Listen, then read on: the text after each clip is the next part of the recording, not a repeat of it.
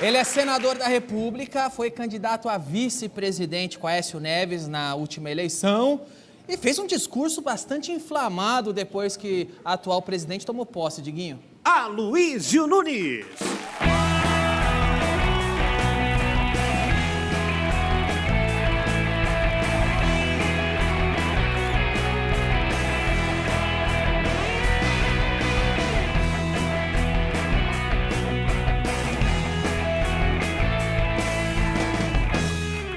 Senador, muito obrigado pela presença aqui no programa, um prazer falar com o senhor. Obrigado, eu que agradeço o convite. Acabou agora a eleição, 2, 3 semanas. Imagino que tenha sido muito desgastante para você. Eleição é sempre um momento tenso, né? Aham. Você fica na expectativa do voto e a eleição, esse é o mistério da eleição e também o fascínio, porque ela é incerta, por definição a eleição é incerta. Né? E quando você se candidata, eu pelo menos vivo isso assim há muitos anos, você se joga inteiro, você se expõe, você fica debaixo de um holofote que é mais forte que esse aqui. E com todo mundo dos dois lados, né? Todo lado que concorre, tem um monte de gente atirando contra e com holofote. Então é uma atividade muito competitiva e eu não sou um sujeito competitivo, eu do meu temperamento. Eu sou mais da boa convivência, da Mas conciliação. é difícil para um político não Pois ser é, competitivo. essa talvez seja a minha maior limitação como político. Essa eleição especialmente, imagino que tenha sido mais competitiva que as outras, ou a impressão minha, porque eu aqui de fora, vendo, notei um clima bem mais selvagem do que a última eleição, por exemplo, presidencial, de 4 anos atrás. Você sentiu isso também na pele? Põe selvagem nisso. O ex-presidente Lula, ele disse há algum tempo atrás, antes da eleição, que eles iriam fazer o diabo para não perder a eleição. E fizeram mesmo. Pela primeira vez, o PT, depois da primeira eleição do Lula, se sentiu ameaçado. Porque havia um movimento, e há um movimento, esse movimento não acabou, de muito descontentamento, com muitas coisas. Corrupção, com baixo crescimento da economia, um estilo autoritário. Então, essa coisa foi crescendo e eles se sentiram ameaçados. Aí partiram para um ataque muito violento. Não só de ofensas pessoais, como também de que eu acho talvez até mais grave, que é uma falsificação dos dados sobre o país, da situação do país. Por exemplo? Por exemplo, olha, a nossa situação financeira está sob controle. A presidente Dilma insistiu o tempo todo, a candidata Dilma insistiu o tempo todo que a situação financeira do país estava absolutamente sob controle.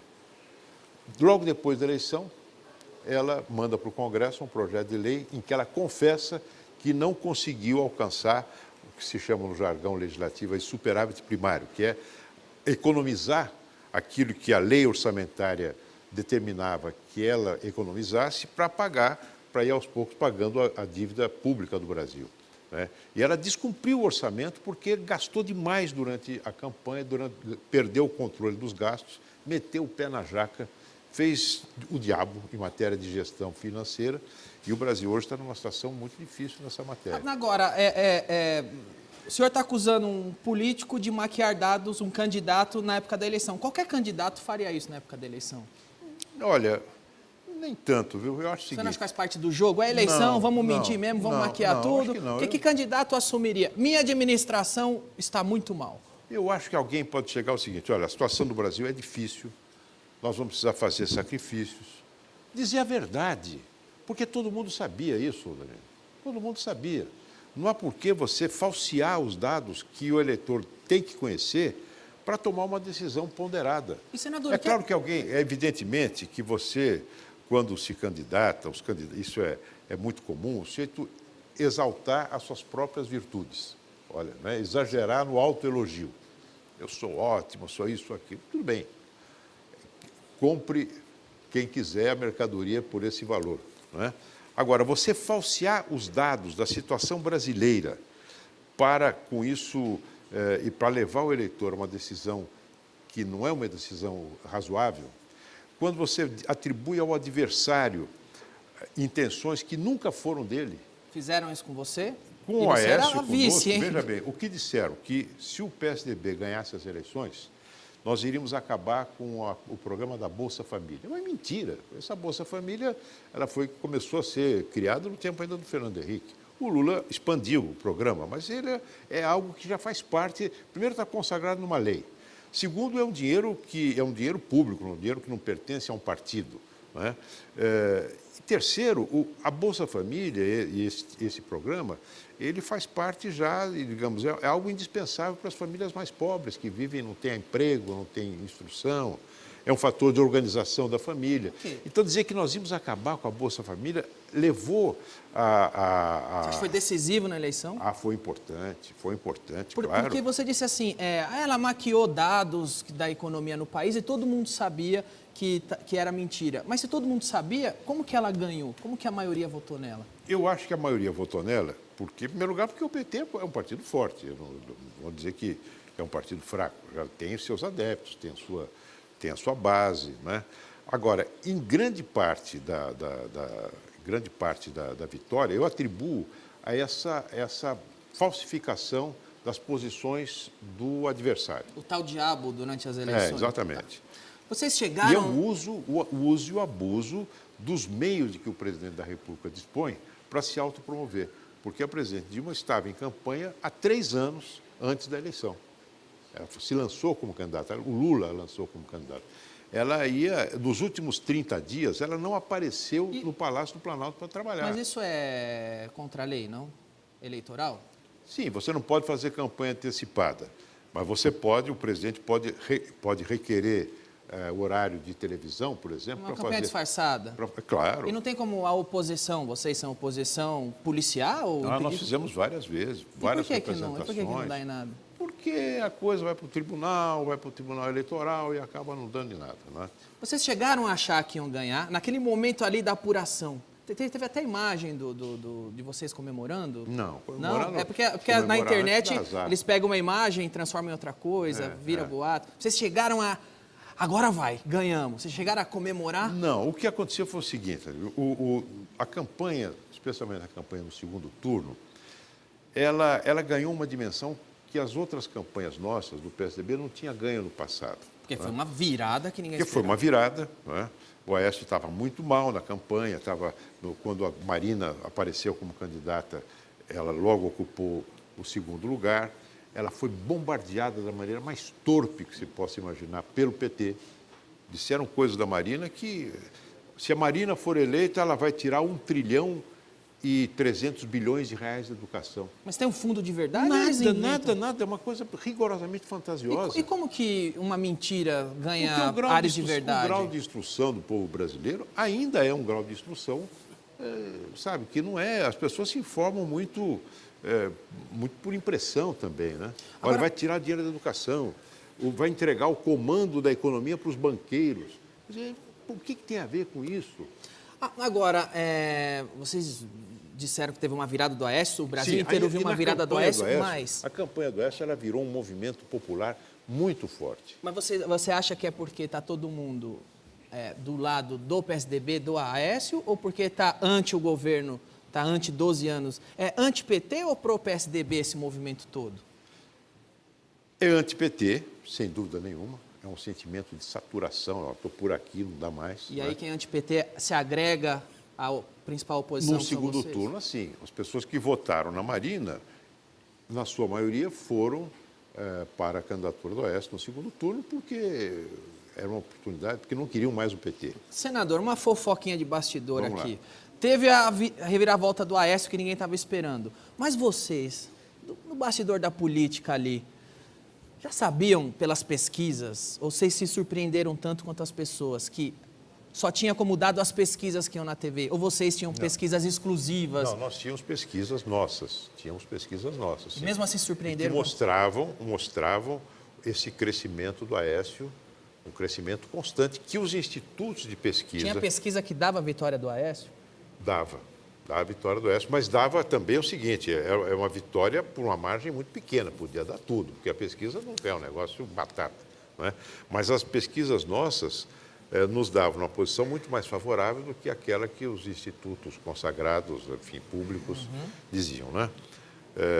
Mas nós sabíamos que a decisão seria Seria por uma margem muito pequena a favor de um ou de outro. Que foi como aconteceu. É. Tem muita gente na rua protestando, até duvidando, colocando dúvida na transparência do sistema eleitoral brasileiro, porque tinha pesquisa que dava que Aécio ia ganhar, outro que a Dilma ia ganhar.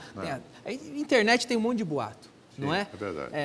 Você acha que tem que se questionar a contagem de votos? Vocês estão satisfeitos? A oposição está satisfeita? Nós não pedimos recontagem, mas diante de tantos rumores, o que nós pedimos ao tribunal, e o tribunal concordou, aceitou o nosso pedido, foi uma auditoria de todo o processo, desde a verificação digamos, da exatidão das urnas eletrônicas, o processo da elaboração de todos aqueles... Terá auditoria? Sim, foi feita? Foi feita. E que não, deu? vai ser está feita. Sendo feita, Nós está no pedimos processo. que fosse constituído um grupo de trabalho de pessoas independentes, de técnicos e tal, para examinar, para que não ficasse nenhuma dúvida sobre isso. Mas não estamos pedindo a recontagem. Eles querem auditorar para ver se é transparente, ver se esse é sistema é o confiável. melhor, se é preciso fazer algum aprimoramento. Entre nós aqui agora. Mas É um ninguém tá ouvindo. sistema... Não, ninguém vai ouvir. Entre nós, na sinceridade. É um sistema que Japão, Alemanha, Estados Unidos, democracias maduras não usam essa urna eletrônica desse jeito. Por que só o Brasil usa e fala que é confiável? Veja bem, As pessoas os estão Estados questionando Unidos, muito isso. Você se lembra da Você eleição? desconfia da urna eletrônica? Olha, Entre Posso- nós, né? não, Entre não. nós. Está tranquilo, está tranquilo. Veja bem, nos Estados Unidos, você se lembra da eleição Do Bush. do George Bush Na Flórida. Na Flórida. Teve maracutaia nessa eleição. Porque ali... Com a dúvida. Dúvida e houve realmente manipulação ali. Houve. E os Estados Unidos não quer mais saber de urna eletrônica. Mas por que a gente Mas quer? eu acompanho eleições desde moleque, desde garotinho, acompanho eleições. Meu pai foi candidato a vereador em São José do Ok. Rio Preto nos anos 50. Naquele tempo, o eleitor, ele recebia um envelope, geralmente do chefe político, com as cédulas, onde punha a cédula do prefeito, do Meu pai, vereador. eu deveria votar com meu pai. Você E era lembra? legal o papel, porque você podia xingar o político. Xingava Você e tal. xingava, esse aqui é viado, esse aqui é corno, isso. e punha Aí lá. você Por isso que era anulava. legal. Isso, aí você põe ali. Mas hoje você pode xingar também. Você Ah, mas não anula. dava xingar ele de não dá, 0-0. é. Não, nem ofende. Às vezes o sujeito é pior que 0-0. Mas, pai, você Sim, confia ou mas não na urna eletrônica? Eu como cidadão, sim. não. Eu Você confio, confia? Confio, sim. Já todo o sistema é sujeito à fraude, mas os sistemas anteriores que foram aplicados no Brasil, desde que eu me lembro, foram muito mais sujeitos à fraude do que a urna. Ok. O que você tem que ter é uma boa fiscalização. E isto o meu partido, o PSDB, ainda precisa aprimorar muito a sua organização. Pra Porque você ter não lá, dá para conferir direito. O senhor não vê problema mas nisso? conferir é evitar que o eleitor mais, digamos assim, que chega ali naquela hora de votar, eu não sei se você se sente assim, eu acho que é um momento solene, eu me Claro. sinto meio assim, tal, Mas você por isso que eu entra digo, com diante cerimônia. da urna eletrônica, eu E me aí sinto chega- assim e falo, mas com um código o cara altera o Mas voto de o todo problema mundo. nem é na hora do código, é quando ele entra, chega lá o sujeito, olha, o número é tal, não sei o que, entendeu? Essa boca de urna a no extorsão final de que voto. tem eleitor que pode se... E aí precisa de fiscalização. Agora, durante não essa- há sistema que mude. Durante essa eleição, você foi vice, né, candidato a vice do Aécio. E como vice, não vou nem falar do Aécio, é ataque para todo mundo. Atacam a Dilma, atacam a Aécio. E você, como vice, respingou muito em você também. Logo depois da eleição, eu assisti o seu discurso, logo depois da eleição, e me chamou a atenção, enquanto você discursava, que eu notei que você estava realmente se alterando. Não era uma atuação, não era um político. Eu vi que você estava muito sentido com algumas coisas que estava falando ali. Eu separei o trecho aqui. Vamos assistir Vamos e lá. comenta. Me fizeram passar por homofóbico. Um familiar meu recebe me telefona chorando, dizendo que a rede social petista, caluniadora, me colocou como traficante de drogas. Eu quero fazer esse desabafo aqui, senhor presidente, perante o Senado Federal que me conhece. Como é possível uma coisa dessa? Como é possível descer tão baixo na calúnia, na infâmia? Transformar as redes sociais, que são um instrumento maravilhoso da democratização dos debates, da participação social, transformar isso num esgoto fedorento. para destruir adversários. Foi isso que eles fizeram. E não diga a candidata Dilma que não sabia que isso estava acontecendo, porque todos perceberam o joguinho de ping-pong que foi feito entre as insinuações que ela fez nos debates da televisão e o coro nas redes sociais, dizendo que Aécio espancava mulheres, que Aécio era drogado. Quem faz isso, para mim, não tem autoridade moral para pedir diálogo com ninguém. Comigo, não. Porque o diálogo, uma mão se estende uma mão e a outra mão tem a faca, o punhal para lhe cravar na barriga, para lhe cravar nas costas. Não. Você estava bastante alterado. Claro. Não era uma discussão política. Sabe o que é, Danilo? Você perdia o fôlego, você estava... Não, sim, porque eu estava por aqui. Do quê? Do quê? Do ataque pessoal, da mentira. Você passou por muitas eleições e por muitos ataques. Mas desse jeito eu nunca vi. E nós nunca fizemos, não é do nosso temperamento, da nossa cultura política. Qual jeito? A destruição do adversário. O Aécio, o Aloysio é um traficante de drogas. A mim? Eu sou careta total. Falaram que você é traficante de... Assistiu nessas redes do PT. Mas você nunca puxou nenhumzinho? Nada, universidade, eu sou aquela época careta lá. total. Na universidade, na universidade eu tomava minha cachaça, tomava... E não é só, Naquela senador, época não. da universidade, o negócio da maconha era mal visto. Falando é maconheiro. Luiz, por que eu coloquei esse vídeo aqui? Porque você passou por muitas eleições, já sofreu muito ataque, a vida do político sofre calúnia, sofre ataque, às vezes é verdade, às vezes é mentira, às vezes é aumentado, mas aqui eu vi que realmente você estava alterado. Eu levei até tiro em eleição. A minha primeira eleição foi em 1967, para a presidência do Centro Acadêmico 11 de Agosto, da Faculdade de Direito. Né? E a apuração estava transcorrendo, eu era um candidato da esquerda, um candidato contra a ditadura, e na minha faculdade havia um grupo muito violento, pró-regime militar, né, que chamava-se Comando de Caça aos Comunistas, CCC. E eu fui para a faculdade para assistir o final da apuração, atiraram no meu carro. Eu chegando lá ao Largo São Francisco, levei tiro, entendeu? Mas tiro de bala, agora tiro de internet, dizer, ó, Aloysio é traficante de drogas. Homofóbico? É homofóbico. E de onde tiram? Nada, eu não sei. Você já ouviu falar nos MAVs? Porque Quando você fala como é LGBT, né? Eu sou simpatizante, eu acho que as pessoas têm o direito de fazer o que quiserem da sua sexualidade. O senhor é S? Eu sou S, exatamente. Okay. E o que é? Existe uma rede paga e organizada para criar boatos e criar verdades? Existem alguns blogs que são patrocinados por empresas estatais. Isso é legal, é ético? Não, aparece como verba de publicidade. Eu já tentei várias vezes no Senado ter acesso à informação de quanto vai para cada um desses blogs. Impossível. E são blogs que defendem... Que fazem a linha do PT. Mas não chegam a esse ponto de calúnia. Agora, tem uns que são anônimos.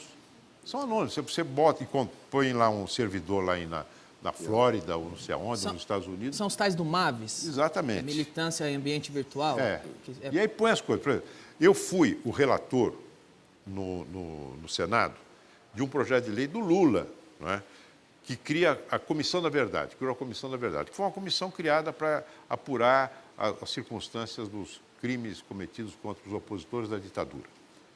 Eu fui o relator no Senado. Eu fiz um parecer, o relator é aquele que recolhe as informações e convence os seus pares a aprovar ou a rejeitar.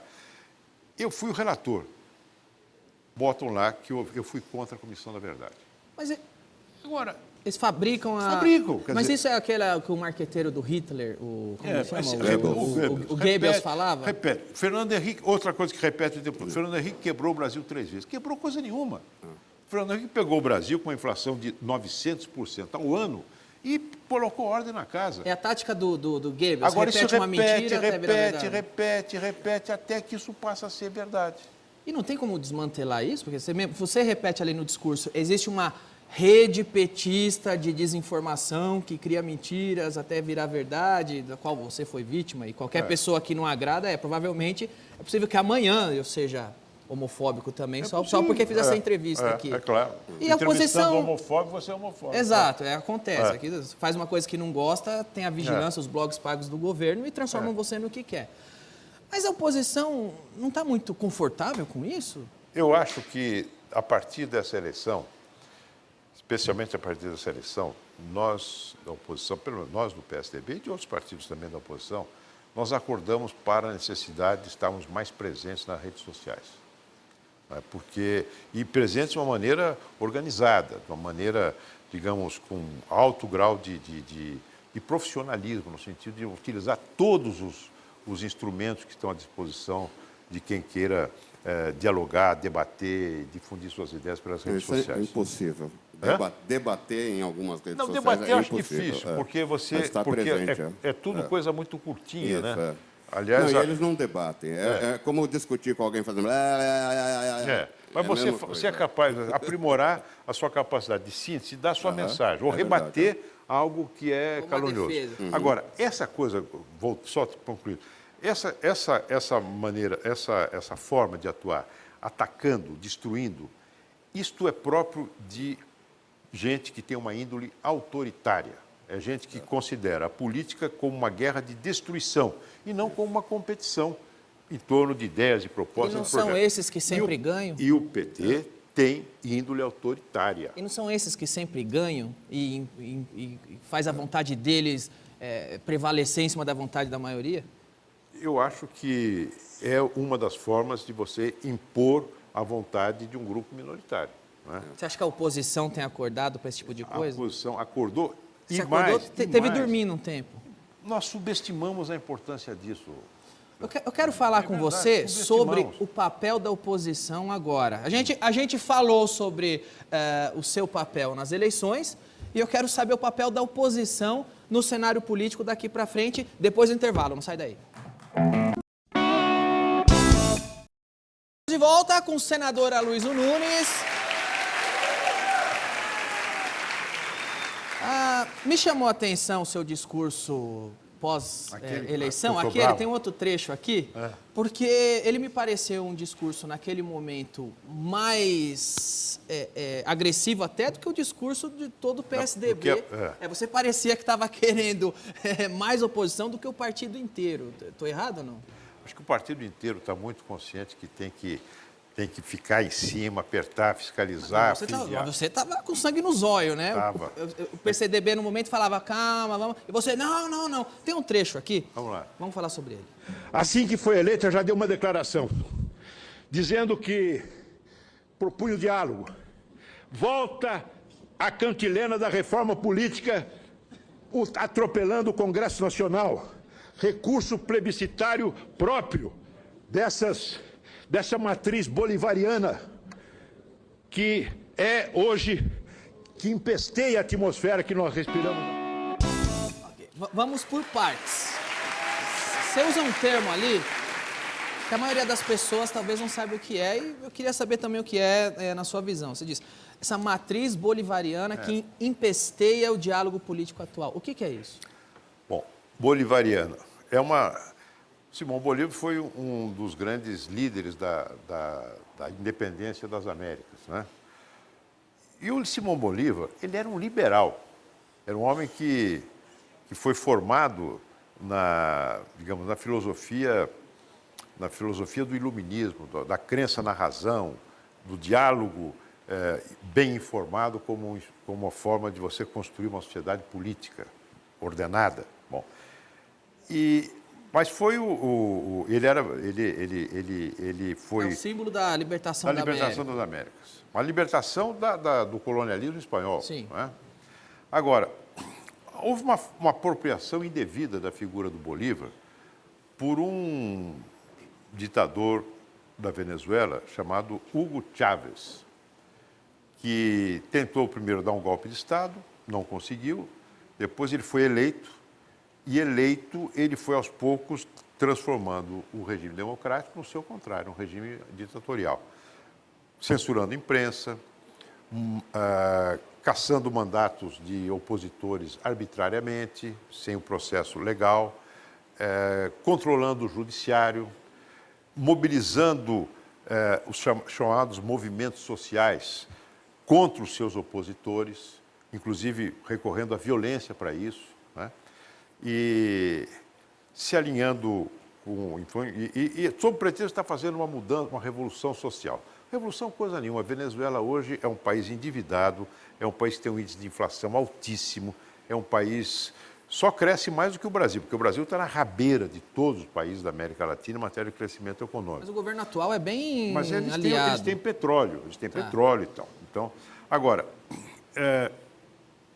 criou-se um movimento aqui na América Latina... É continental o movimento. Isso, de países que seguiriam essa orientação do Estado impondo a sua vontade sobre a sociedade, da estatização da economia, da utilização pelo governo do turno dos chamados movimentos sociais para intimidar seus adversários. Isso tem alguns adeptos aqui. Você tem na Bolívia, né? Você tem na Nicarágua, Cuba faz parte desse movimento. A Argentina faz parte? A Argentina flerta com isso, mas flerta muito. O Brasil? O Brasil, o PT, ele flerta muito com isso também. O PT e os seus satélites de esquerda. Eles são fanáticos pelo negócio de Hugo Chávez. Qual é um satélite de esquerda do PT? PCdoB, por exemplo. Tá. Então, o PT tem ligações com esse movimento. E participa de um chamado Fórum São Paulo, que é uma organização de partidos que se alinham com esta posição. O PT faz parte disso, o MST faz parte disso. O Foro de São Paulo é preocupante porque, se você vai ler na internet, tem muita gente preocupada com o Foro de São Paulo, porque as pessoas entendem que é um movimento criado para que partidos façam um bloco e além como o disso, Chaves seria fez. inconstitucional fazer parte do fórum, não? Não creio que seja inconstitucional, está no âmbito da liberdade de expressão, se tu querer fazer isso. Sim. Agora, eu não creio que isso possa ameaçar o Brasil, sinceramente, não creio que você possa ter uma virada do jogo autoritário nesse sentido. Porque o Brasil tem... Veja, a Venezuela tem um negócio, esse regime do Hugo Chávez e agora do seu sucessor, chama-se Nicolás Maduro, é um maluco, porque ele diz que ele conversa de noite com o Hugo Chávez, que já morreu, e que aparece para ele sob a forma de um passarinho. Esse cara é o presidente da República da Venezuela, chama-se Nicolás Maduro, que saudou entusiasticamente a eleição da Dilma. Agora, o que eu dizia para você, mas na Venezuela, eles têm o exército ao lado deles, as Forças Armadas ao lado deles. No Brasil, não. As Forças Armadas brasileiras estão hoje absolutamente conforme o seu papel constitucional. Você tem uma tessitura da sociedade que é sólida, bem mais sólida do que na Venezuela. O que impede um Brasil de virar a Venezuela é que as Forças Armadas, por exemplo, não está junto com o governo nessa visão do Foro de São Paulo. E você tem uma sociedade mais plural, uma sociedade... você tem um povo mais educado politicamente. Mas mesmo não sendo uma ameaça real, não é um atraso gigantesco? Aqui no Brasil nós não vivemos sob a ameaça, eu creio, de uma virada autoritária. E qual é o lado mas ruim, de uma então? avacalhação constante das instituições. Uma avacalhação constante, né, que tem na a sua expressão máxima e que a gente está vendo hoje, agora, aqui, que é o que está acontecendo na Petrobras. Mas isso acontece em muitos setores do governo que são entregues a partidos políticos, a líderes políticos para ganhar dinheiro, para financiar campanhas, etc. Uma avacalhação constante. A ameaça permanente de setores do PT de controle da imprensa. Agora, e a tal democratização da mídia. Mas embora não seja uma ameaça, parece ser uma coisa que eles tentam constantemente. O tempo todo vem com isso. Então, é um negócio... Não é, no mínimo, uma grande encheção de saco? É uma encheção de saco, você quer saber. E o processo de avacalhação. Avacalhação e perda de confiança nas instituições públicas, entendeu?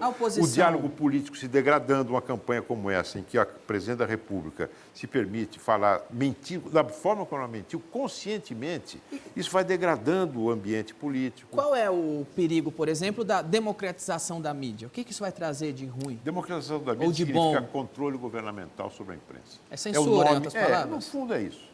No fundo é e isso. É uma prioridade hoje. A brasileira é democrática, mas é uma prioridade.